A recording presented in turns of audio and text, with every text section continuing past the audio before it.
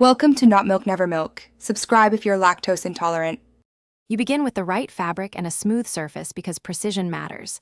Silk gives shine, cotton gives structure. Lay the square face down and fold it in half horizontally so the finished edge sits at the top of the pocket. Once folded, bring each long edge toward the center until the width equals your pocket opening. Make small, neat tucks as you go to control bulk, and press the seams lightly with your fingers so the piece holds its shape when lifted into the pocket.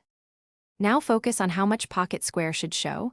Aim for 1 to 1.5 inches for a classic look because it balances the lapel.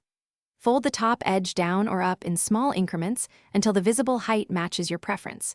Each small fold controls the final silhouette. Create a subtle ridge by folding a tiny corner inward to prevent flaring.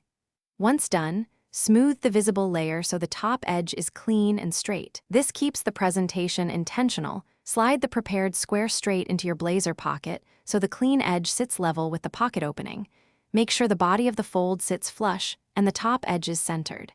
If you feel bulk or unevenness, press the inner layers down with your thumb and redistribute fabric until the outer edge remains crisp.